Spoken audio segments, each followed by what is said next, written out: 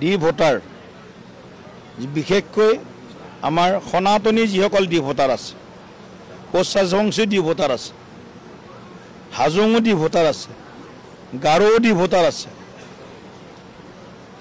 বাঙালী ভাষী আমাৰ হিন্দু সকলো ডি ভোটাৰ আছে। ভাৰতবৰ্ষত কোনো হিন্দু বিদেশী নহয়, কোনো হিন্দু ভাৰতবৰ্ষত বিদেশী নহয়। ভাৰতবৰ্ষত একমাত্ৰ হিন্দুস্তান, একমাত্ৰ এটা অঞ্চল য'ত নেকি ইয়াত হিন্দু সভ্যতা, হিন্দু সংস্কৃতিৰ ইয়াত উৎপত্তি হৈছিল।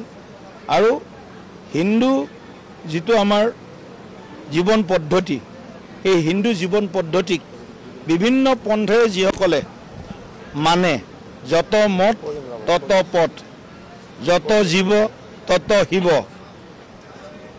কৃণ্যতু বিশ্বমাৰ্যম, বসুধৈৱ কুটুম্বকম, যিমান বাণী আছে ভাৰতবৰ্ষৰ, এইটো সনাতনী বাণী, আমাৰ সভ্যতাৰ বাণী।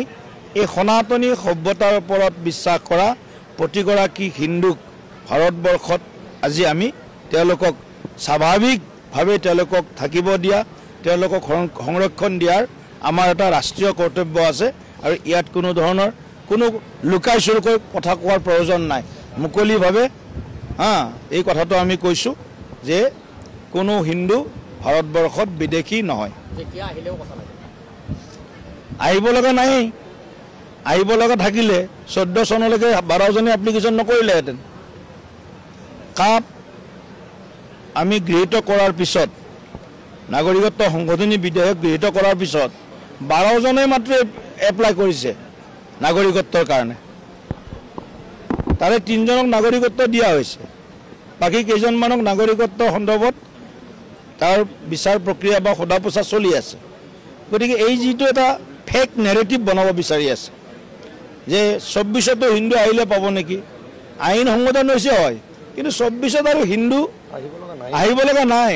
আৰু বাংলাদেশত যিসকল হিন্দুৰ ওপৰত অত্যাচাৰ কৰি বাংলাদেশত হিন্দুক মাৰি নিক্ষেপ কৰি পেলাইছে, এতিয়া বাংলাদেশৰ পৰা হিন্দু আহিব লগা নাই। বাংলাদেশৰ হিন্দুৰ কথা লৈ কোনো আলোচনা নকৰে, কিন্তু এই যে মিয়া বাংলাদেশী পৰা মাদানীৰ নিচিনা মানুহে আহি ইয়াত যিবিলাক জ্বলাই থৈ যায়, এইবিলাকক লৈ লম্বজম্ব কৰে। আমাৰ মূল শত্ৰু কোন আৰু মিত্ৰ কোন, এইটো যদি অসমীয়া আজি চিনি উলিয়াব নোৱাৰে, তেনে দ্বিতীয় কাশ্মীৰত পৰিণত হোৱাত বেছি দিন নালাগে। আৰু এটা কথা আমি নিশ্চিত দিব পাৰোঁ, বিজেপি থকালৈকে ইয়াত কোনো ধৰণৰ তেওঁলোকৰ নেৰেটিভক আমি ইয়াত প্ৰতিষ্ঠা কৰিবলৈ নিদিওঁ। सबको अपना के रखता है अपनी हर धड़कन। जब घर बनता है हेल्दी सीमेंट से, अमृत सीमेंट, सुनो अपने घर की धड़कन।